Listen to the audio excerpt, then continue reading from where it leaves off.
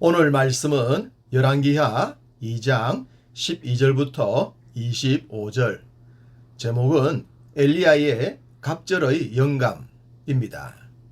길갈에 있던 엘리야는 하나님께서 자신을 하늘로 부르고 계심을 알았습니다. 그래서 길갈에서 베델로, 베델에서 여리고로, 여리고에서 요단강으로 가게 됩니다. 그리고 그 길엔 엘리사도 함께 했었죠. 여기 머물라고 했을 때 엘리사는 결코 그 곁을 떠나지 않겠다고 함으로 인해 마지막 순간까지 함께 하게 됩니다. 마치 야곱이 야복강에서 주의 천사를 붙들고 놓아주지 않았던 모습처럼 말입니다. 그럼 왜 엘리야는 길갈에서 곧장 불림을 받지 않고 이곳 저곳으로 이동을 한 후에 불림을 받았을까요? 어쩌면 엘리사 때문이 아니었을까 싶습니다. 하나님은 엘리사가 원하는 것이 무엇인지, 그가 하나님의 은혜에 대해 얼마나 간절한지, 진짜 사역자로서의 근본을 갖추고 있었는지를 알고자 함이 아니었을까 싶습니다. 엘리사가 길갈, 베델, 여리고, 요단강으로 가면서 끝까지 엘리야를 떠나지 않겠다고 했던 그런 모습이 바로 그것이라 생각됩니다. 엘리야는 엘리사에게 자신이 떠나기 전에 내게 어떻게 할지를 구하라고 했습니다.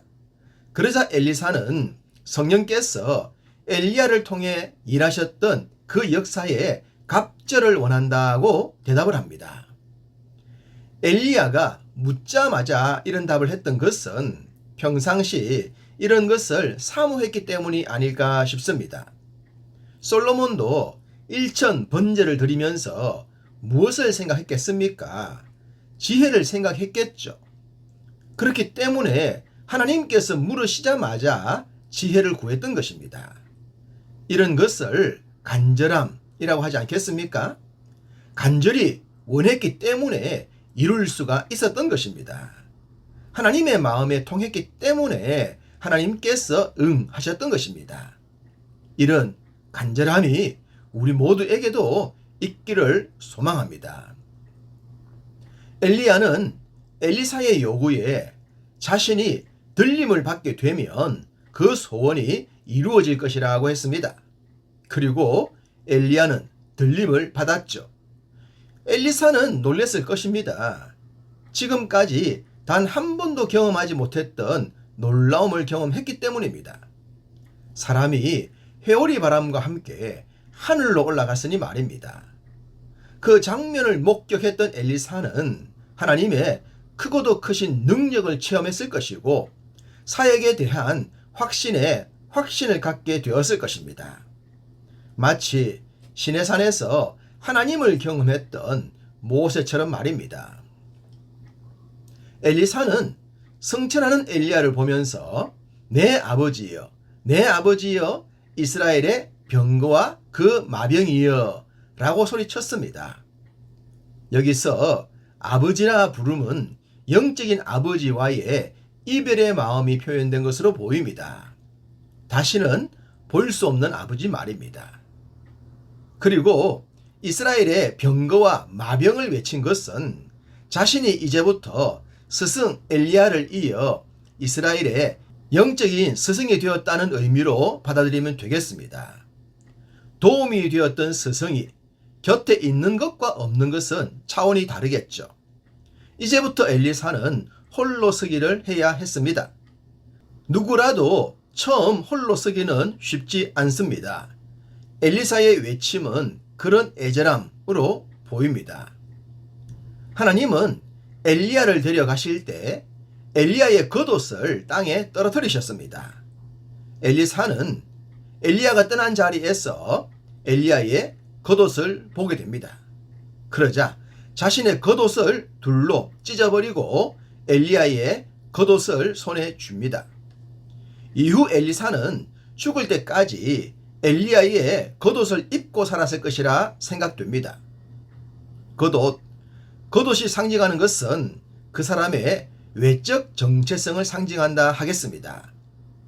엘리사가 엘리야의 겉옷을 입었다는 것은 엘리야와 같은 사역을 한다는 상징이 되겠죠. 마치 요나단이 다윗과 언약을 맺을 때에 자신의 겉옷을 주었던 것처럼 말입니다. 비록 현재 왕자는 요나단이지만 그의 옷이 다윗에게 입혀짐으로 인해 장차 왕이 될 사람은 다윗이라는 것을 상징했던 것입니다. 엘리사는 엘리야의 하나님 여호와는 어디 계시니까? 라고 외치며 엘리야의 겉옷으로 요단강을 내려쳤습니다. 그러자 요단강은 이리저리 갈라졌죠. 엘리야가 들림 받기 전 행했던 일을 엘리사가 동일하게 행했던 것입니다. 그리고 요단강 건너 여리고에 있던 선지자의 제자들은 그 장면을 똑똑히 목격하게 됩니다. 당연히 엘리야의 영감이 엘리사에게 임했다는 것을 알았겠죠. 그가 공식적인 후계자가 되었다는 것을 말입니다. 당시 많은 선지자들이 있었고 선지자의 생도들이 있었지만 하나님은 엘리사를 선택하셨습니다. 그것 또한 영적인 간절함, 바로 그것 때문이라 하겠습니다. 엘리사가 엘리야의 뒤를 이은 후 가장 먼저 행했던 이적은 여리고 성읍에 쓴 물을 생수로 바꾼 것입니다. 여리고를 탐방하게 되면 여리고에서 엘리사의 샘을 만나게 되는데 그 샘을 보면 본문의 이 장면을 상상하게 됩니다. 당시 물이 나빠서 열매를 맺을 수 없었던 땅, 그 땅을 변화시킨 것은 변화된 물이었습니다. 또한 엘리사가 후계자가 된 장소도 물이 있는 요단강 가였습니다. 이 물들은 생수의 강이 되신 우리 주님을 상징하지 않겠습니까? 엘리사의 사역이 곧 생명 되신 주님을 상징하고 있음을 예고하고 있습니다. 본문엔 엘리사의 대머리를 놀렸던 아이들의 죽음에 대해서도 기록을 하고 있습니다. 구약의 사역자들은 머리털이 많아야 했지만 엘리사는 그렇지 못했죠. 그러나 외모가 중요함이 아니라 하나님께서 세우셨음이 중요함을 말씀합니다.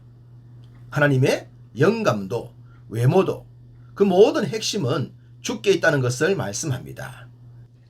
그러니 우리 모두 주의 뜻에 온전히 초점을 맞추는 신앙 되기를 간절히 소망합니다.